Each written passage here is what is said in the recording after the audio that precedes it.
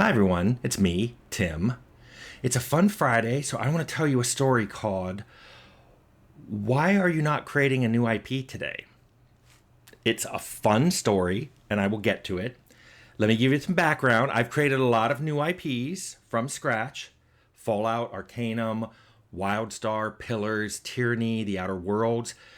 In all of those, I was a team, so it was a whole bunch of people came together to make those.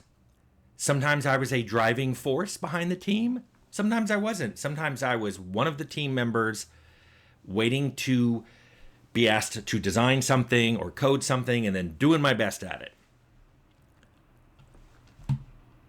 Over the years I've made these, I've done okay. I'm not rich. I'm comfortable. I think I'm firmly middle class. People ask me frequently, "Hey Tim, make more games." I especially get asked to make sequels to Arcanum, which that would be fun. I don't own the rights to Arcanum though, so please stop asking. And I love making games, so it really confuses people when they're like, "Why are you not making new games, new IPs?"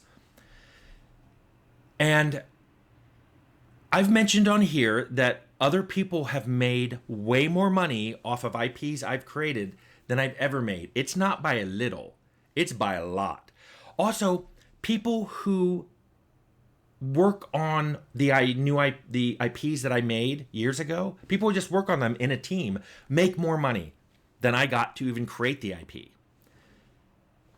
I like to stress at this point, I'm not bitter about it. People are like, "Well, you must be bitter." It's like, you have to imagine what it must be like to be asked this question over and over and over and over. And you can say you're not bitter 1,000 times, but after a while, on the 1,000th time you're asked, "Well, what do you think about this IP doing so well and you're not involved anymore?" At some point, I'm exasperated with the question.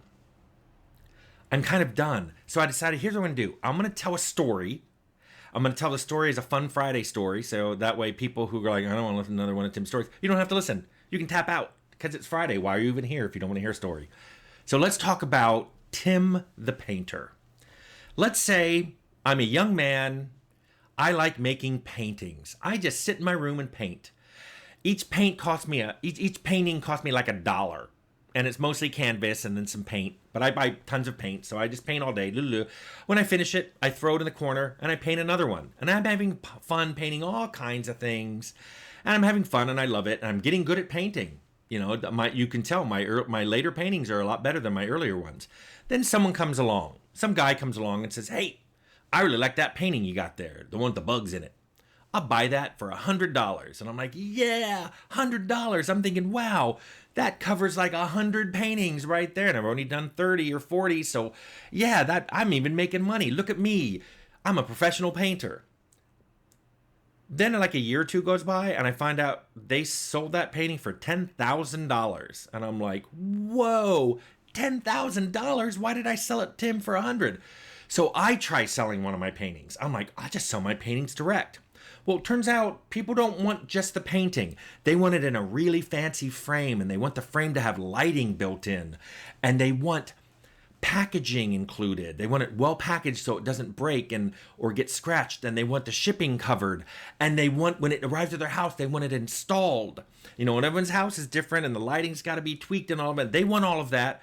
And I'm like, I can't sell each painting at a profit. I'd lose money if I had to do all that for every painting.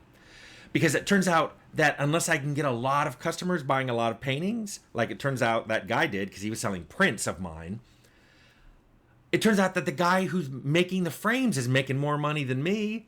And I'm like, I guess I can't sell paintings.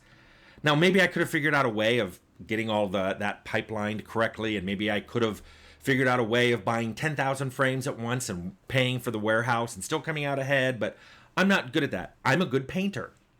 So the guy comes back and asks for more paintings, and I'm like, I've tried this. I've tried selling paintings on my own, so I sell him a few more. I need the money. The paintings sell for a lot more, and I'm like, paintings. He comes back again, and now I'm doing okay. Like I've saved some of the money that he's given me, got a little nest egg, and I'm painting. So he asked for more paintings, and I'm like, nah, I'm good. And he's very confused. He goes, "You look at the corner. You've got all those paintings. Sell me one of them." And I'm like, "No, I don't need the money. And besides, you're becoming super wealthy off selling my paintings, and I'm not super wealthy. Why would I work harder to make you even richer and just make me a little more okayer? I don't see what my incentive is in this, and I'm done. I'm happy. And he goes, but you love painting. I'm like, I sure do love painting, and I'm still painting. Look at all the paintings I've done. I said, look, if you're so hot and bothered about getting a painting, just go hire another painter. And he's like, well, I did, but all these other painters are painting fruit bowls. And I like you because you paint insects and bugs and maggots. And I'm like, hey, but man, it's your money. Just order them to paint bugs. And he said, I tried that, and what I got was they painted fruit bowls with maggots in them. And that's not what I want. So then he changed his tactic. He goes, won't you think of your fans? Your fans are going to be really upset to find out there's not going to be any more new paintings from you. And I said, look, they have my paintings. And because you print them, you're not selling the original oil paintings anymore. You're making prints. They can get them really cheap. They can get all my old paintings cheaper than one original. And he says, yeah, but they want new paintings. They want new paintings of new stuff. And I look in my corner and I'm like, ooh, I've painted pointillism and I've tried impressionism. And yeah, I tried some fruit bowls. And there are no maggots in them. I wanted to try my own fruit bowl painting. And I'm like, but you want me to go back and paint exactly how I used to? And I've moved on. I paint all kinds of things now because I like painting, which you just pointed out.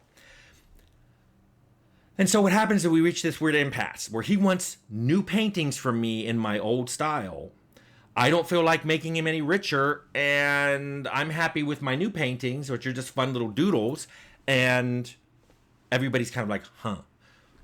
So this is what I feel like when people ask me to make new IPs. It doesn't even matter whether it's a new IP or what they frequently ask for is either a sequel to one of my games or a spiritual successor to one of my games.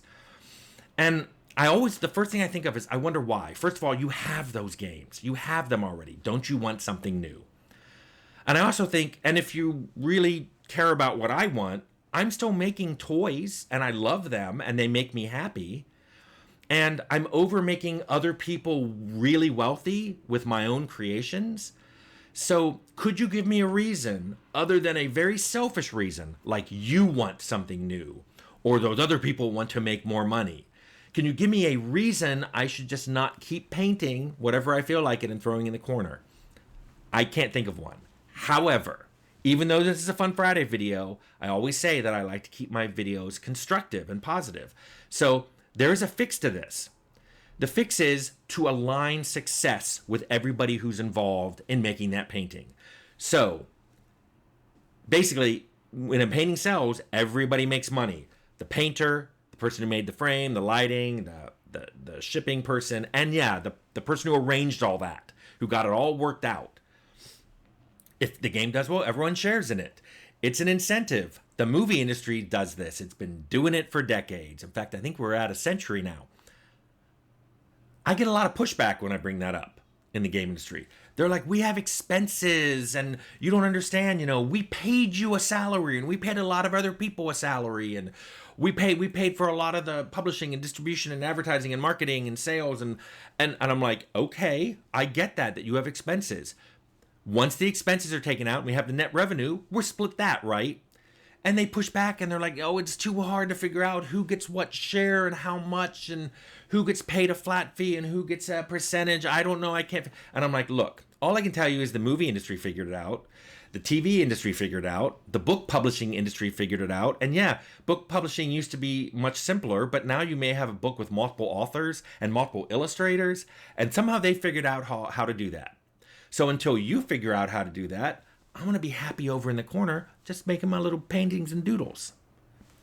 And that's the shortest, easiest answer I can think of is why aren't you making new IPs anymore?